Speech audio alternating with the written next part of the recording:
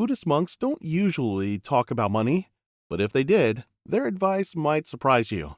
Because beneath all the silence, simplicity, and meditation are principles that can actually reshape how you think about wealth, spending, and financial freedom. They don't chase money. They don't cling to it. And yet, their way of living holds some of the most powerful financial wisdom you'll ever hear. In this video, we're going to show you 7 financial lessons from Buddhist monks that can help you build real wealth, not just in your bank account, but in your mind, habits, and lifestyle. These teachings offer timeless strategies for today's chaotic world. All right then, let's start from lesson number 1, which is patience pays more than timing. You've probably heard the saying, time in the market beats timing the market. But let's take it even further. Patience doesn't just beat timing, it builds wealth. Grant White, an investment advisor, visited a Buddhist temple in Chiang Mai, in Thailand. He woke up at 5 a.m. to hike up the mountain to meet a group of monks. One of them was a man named John, a former monk turned guide, and he said something simple but powerful. We don't rush, we wait, because time always reveals truth. That stuck with Grant, especially because back home the stock market was going through one of its worst dips in years. People were panic selling, scrambling, trying to time the bottom. But monks don't operate like that. Their entire training, from days of silent retreat to hours sitting in stillness, is about enduring discomfort without flinching. And you know what? The exact same principles apply to your money. While impulsive investors were pulling out their cash, the market quietly rebounded. In fact, those who stayed invested saw a 5% gain in a single day, one of the biggest ever. But those who acted on fear, they missed it completely. The data is clear. If you miss just the 10 best days in the market over a 10-year period, your returns can be cut in half.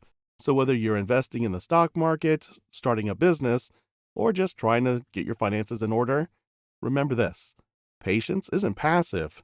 Let your money, your ideas, and your discipline compound quietly. Because the reward doesn't come to those who rush, it comes to those who stay.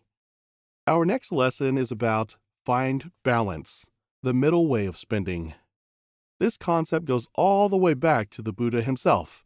After years of self-indulgence as a prince, and then swinging to extreme deprivation as a wandering ascetic, he realized neither brought peace. True freedom, he taught, comes from balance, from avoiding the trap of extremes. You can see this in how monks live. They don't obsess over having more. But they also don't believe in punishing themselves with poverty. They eat what they need, sleep on what's necessary, accept donations with gratitude, and give without attachment. Now think about what this means in real life, your life. The middle way in finances doesn't mean you give up fun or ambition. It means you stop letting money own you. You don't need to buy the newest iPhone the week it drops. But you also don't have to guilt trip yourself every time you enjoy a coffee out. Zen master Pai Chung's famous rule, a day without work is a day without eating, taught monks to contribute and sustain themselves without relying entirely on others. That's financial balance in action. And some of the most grounded entrepreneurs follow this too.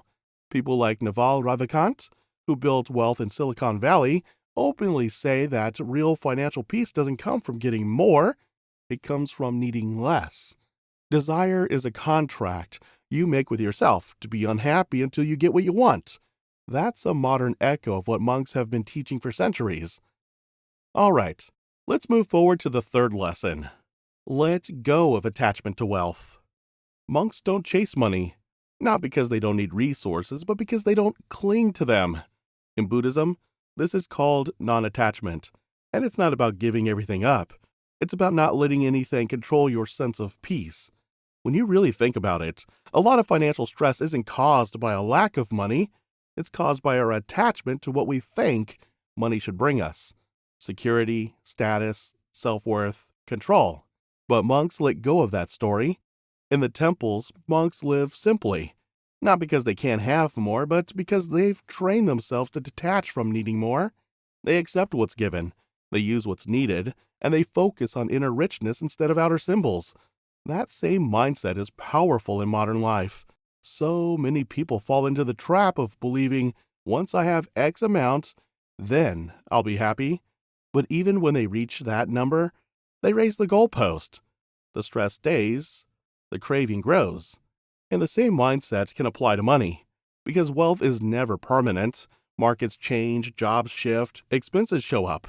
The moment you stop needing money to behave a certain way for you to be okay, you actually free yourself. That's the irony. When you let go of needing money to bring you peace, you finally have a chance to experience peace. Okay, moving on to the fourth lesson, which is your struggles are investments in wisdom. There's a story from a Zen teaching that goes like this. A young warrior approached a monk and said, "I want to be strong, but I'm scared of pain." So the monk took him to a blacksmith's forge where a sword was being plunged into fire, hammered, and cooled over and over. Without the fire, it stays soft. Without the hammer, it never sharpens, the monk said. That's not just a metaphor for life. It's a direct lesson for your financial journey. Most people see failure or discomfort as a signal to quit. You invest in something and it flops. You try to budget and still come up short. You start saving, then get hit with an emergency. And it's tempting to think, maybe I'm just bad at this. But monks see it as the training. And that's exactly what financial growth looks like. Think about every wealthy person who's built something real. They didn't avoid failure, they used it. Sarah Blakely, the founder of Spanx, used to say her dad would ask her at dinner, "What did you fail at this week?" If she didn't have an answer, he was disappointed, because it meant she wasn't trying. That's a Buddhist mindset in a business world. All right, if there's one thing Buddhist monks have completely mastered, it's this next lesson. And when applied to money, it can completely shift your financial life. Practice mindfulness with every transaction. Buddhist monks don't just meditate for an hour a day and call it done. They train themselves to bring mindfulness into every part of life. Walking, eating, speaking, even breathing. Now imagine bringing that same level of awareness to how you use your money. Most people spend unconsciously. They swipe without thinking. They open shopping apps out of boredom. They say yes to things out of pressure or habit, not because it actually fits their values. But monks slow down. They pause before action. They ask themselves, is this necessary? Is it helpful? Is it aligned with my intention? The same approach works beautifully in finance. Mindful money habits aren't about restriction, they're about awareness. Most financial mistakes come from rushing, impulse, pressure, fear of missing out. Mindfulness slows all of that down. It's like meditation. The moment you notice your attention drifting, you bring it back.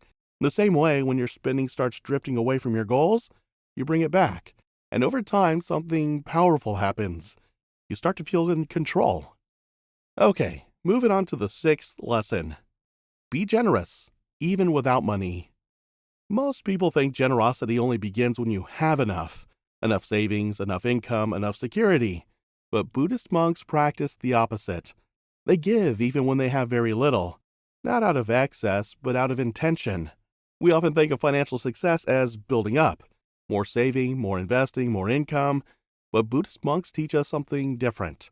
Sometimes, real financial freedom starts when you loosen your grip and give something, anything, without expecting return. And that mindset shift is massive, because when you give, even just a little, you break the scarcity loop. That inner voice that says, I need to hold on to everything. I'll never have enough. So even if you feel like you don't have much right now, ask yourself, what can I give? A kind word, a useful tip, a helping hand. Because generosity isn't about money. It's about mindset. And that mindset, it's one of the most financially freeing habits you'll ever develop. And now, let's move into our seventh and final lesson, which is build resilience, not riches.